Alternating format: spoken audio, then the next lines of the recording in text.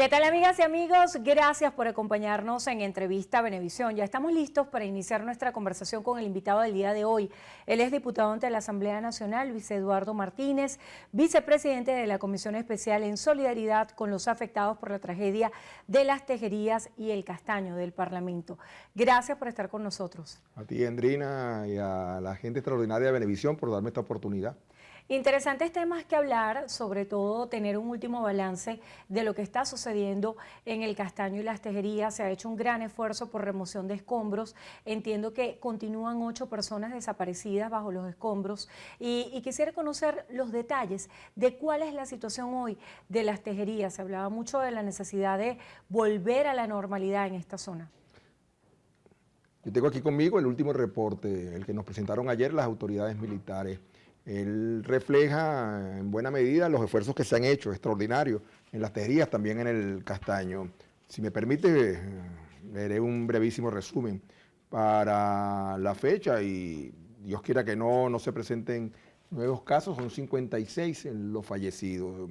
Y otra vez, oficialmente se reportan solo, después de varias revisiones, 4 desaparecidos.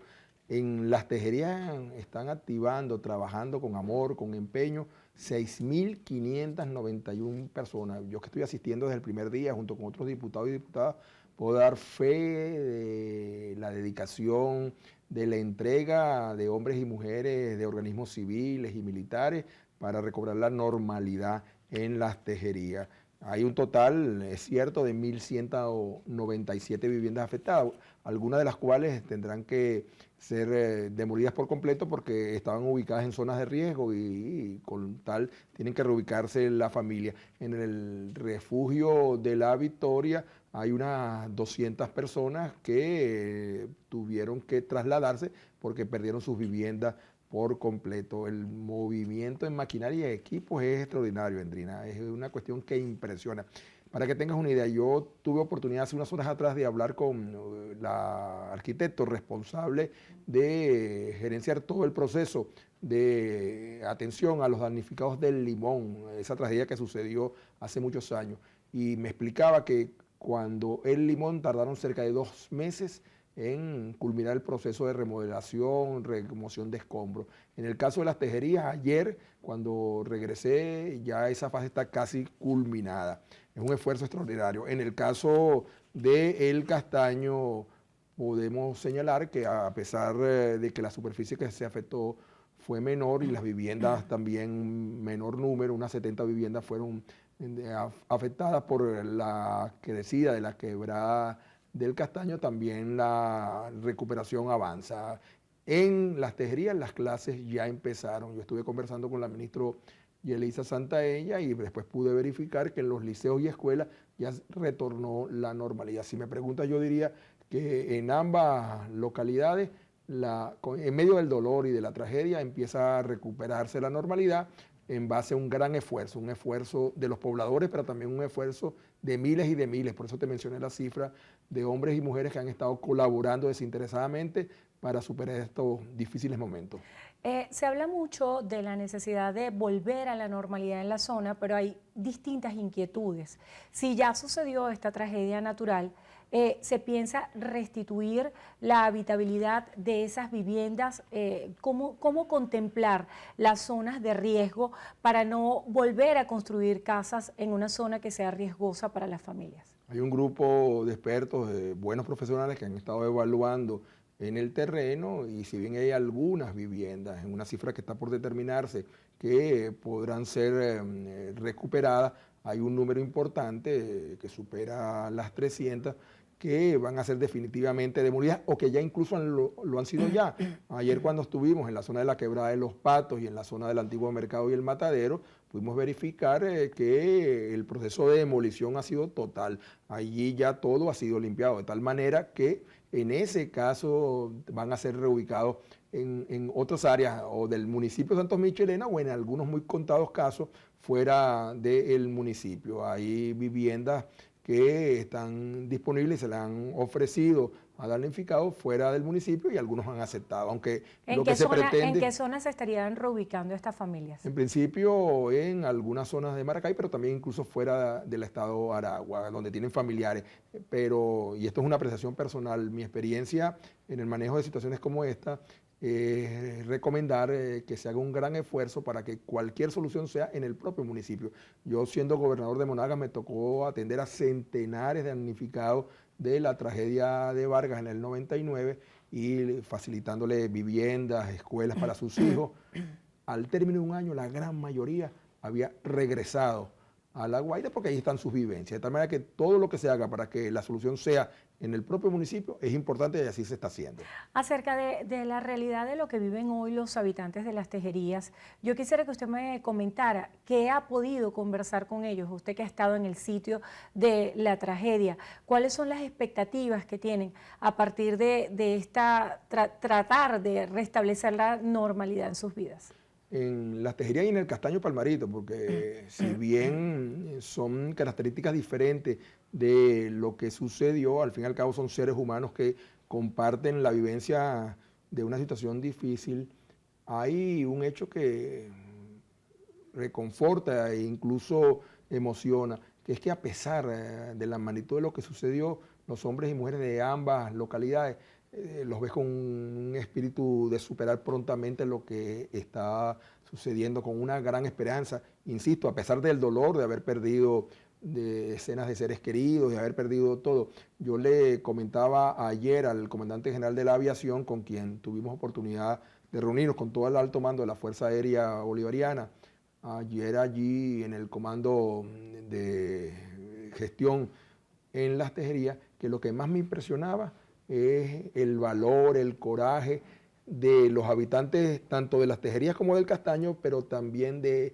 una esperanza y una gran fe, una fe en Dios y una fe en que van a recuperar su normalidad. Es algo excepcional, como también es excepcional el espíritu de entrega de los miles y miles de hombres y mujeres que están trabajando allí. Hay que estar en el sitio para verlo, sin distingo, de ninguna naturaleza, con verdadera fe en que van a superar esta situación. Y la solidaridad de todos los venezolanos que de alguna manera De todos, absolutamente todos. Todos se han abocado a brindar una solución, una respuesta. Yo incluso ayer en las palabras que le di al alto mando de la Fuerza Aérea decía que en mi intervención inicial en la Asamblea Nacional, cuando se designó esta comisión, empecé con estamos unidos en el dolor y le dije, pero ahora estamos unidos en la esperanza. Estamos unidos todos los venezolanos y venezolanas en la esperanza de que en este caso particular de Las Tejerías y el Castaño se va a recuperar pronto la normalidad. Y eso es un ejemplo, Endrina. Ojalá que en cada situación en el país, ojalá que en todo tiempo en el país seamos capaces de poner cualquier tipo de interés particular para ponerlo en función del bien común. Lo de Las Tejerías y lo del Castaño sí es una gran tragedia, pero también es una lección de lo que podemos hacer los venezolanos cuando disponemos a hacerlo juntos. Empresa privada, sector público, militares, civiles, jóvenes y no tan jóvenes. Es, ¿cómo te diría?, contagioso el sentido de la solidaridad y la unidad que uno percibe en ambas localidades, dentro de la tragedia.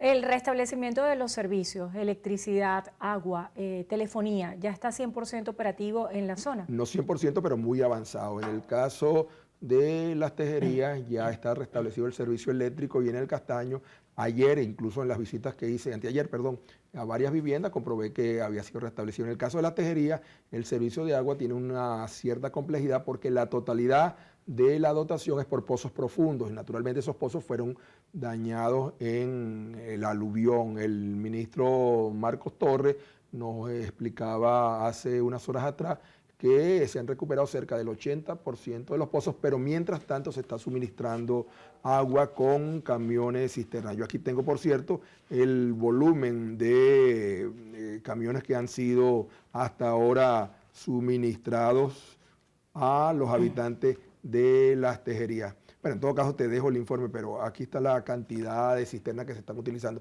Y en la telefonía también se está trabajando duro con eso. Esta situación de las tejerías y el castaño ha puesto en alerta a todo el país acerca de la evaluación de las zonas de riesgo, intentando tomar medidas de prevención para que no se replique esta tragedia. Yo quisiera que nos hablara de la situación del lago de Valencia, que tiene en alarma, así como otros sectores del país, acerca de lo que pudiera suceder con el impacto de las lluvias en las próximas horas. El lago de Valencia, que los aragüeños conocemos como lago de los Tacarigua, es una situación latente de hace muchísimos años, que cuando viene la época de las lluvias, entonces aumenta el riesgo. Yo estuve el sábado también con una comisión de expertos y vecinos visitándolo. La cota que había alcanzado el día sábado se ubicaba en 414 metros. Los expertos señalan que 407 metros ya es un nivel de riesgo. Yo mismo medí con un metro allí de estos que se utilizan en la construcción y el borde del agua estaba a 1 metro del borde del muro. No se va a producir allí un evento violento de inmediato. Los expertos señalan que de seguir las lluvias se pudiera producir lo que se denomina una inundación pasiva, es decir, el vaso del lago empezará a derramarse hacia las poblaciones vecinas, hacia los barrios vecinos que están por debajo del nivel del lago. Es impresionante. Tú ves el muro, te paras en el muro, sobre el muro y ves el nivel del lago y ves las casas 1, 2, 3 metros abajo. Eso es una situación que, insisto, tiene muchos años, no puede atribuírsele a ningún ejercicio en particular, pero que demanda grandes recursos y demanda también a estar alerta, sistemas de alerta temprano, monitoreo de las cuencas y las microcuentas, evaluación de la situación diariamente es indispensable y mucha información a la población para evitar, si no una tragedia, por lo menos daños mayores a las viviendas. El gobierno contempla nuevas políticas de reorganización urbana a partir de estas situaciones. Ya hemos vivido varias tragedias como país, la vaguada de Vargas, la tragedia de Limón, ahora se suman estas tragedias, entre otras. ¿Qué debería hacerse desde la Asamblea Nacional para garantizar que la construcción de urbanismos contemplen este tipo de situaciones sobrevenidas que pueden impactar la vida de los venezolanos? Una legislación mucho más estricta, pero también el convencer a alcaldes y a gobernadores que no es nada bueno el ser excesivamente permisivo y populista en la permisividad para la construcción en zonas de riesgo. Tú te quedas asombrado cuando ves dónde estaban ubicadas las viviendas en cualquiera de estas localidades afectadas, muy cerca de lo que son las quebradas. Que la quebrada tenía 40, 50 años sin crecer, sí, pero terminó creciendo. Igual te pueden haber contado en La Guaira, te pueden haber contado en el Limón. Yo diría que se requiere una verdadera política de planificación urbana que evite que estas situaciones sucedan. Por cierto, y no puedo dejar de tocarlo, para todo esto que estamos hablando, Venezuela necesita ingentes recursos que no dispone en su totalidad.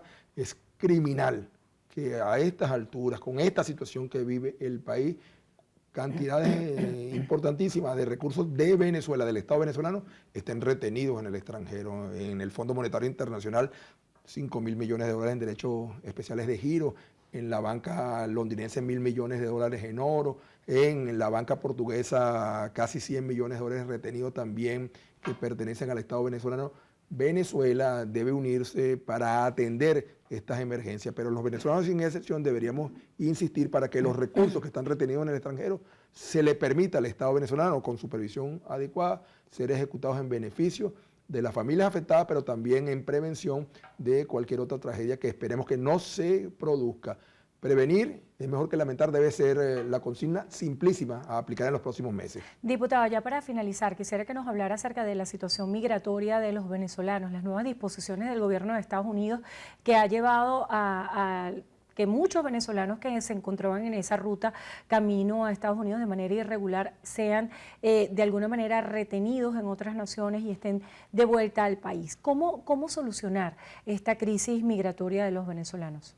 Bueno, aunque no le guste mucho lo que voy a decir, lo que está pasando es una demostración, que lo hemos afirmado una y otra vez, que los Estados Unidos o que los estados en general no tienen amigos, tienen solo intereses, y cuando los intereses privan, los intereses nacionales, la solidaridad se pierde completo. el que de la noche a la mañana se le haya cerrado las puertas de la frontera americana a centenares, a miles que de alguna manera fueron ilusionados con el sueño americano, es realmente criminal. Pero lo que está pasando en este momento en países que de verdad me indigna lo que he leído en las últimas horas, que en su momento recibieron la solidaridad de los venezolanos, inaceptable.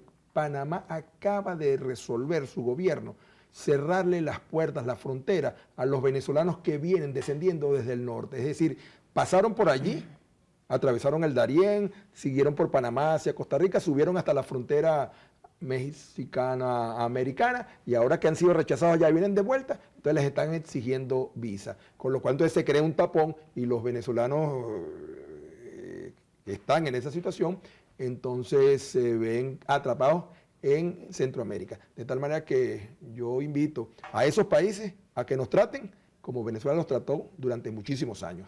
Gracias por estar con nosotros en Entrevista a Venevisión. Luis Eduardo Martínez, diputado ante la Asamblea Nacional, vicepresidente de la Comisión Especial en solidaridad con los afectados por la tragedia de las Tejerías y el Castaño. Gracias por estar aquí. Muchísimas gracias a ustedes. Gracias a ustedes también por habernos acompañado. Hacemos una breve pausa y al regreso tenemos más de Noticiero Venevisión. Quédense allí que ya venimos.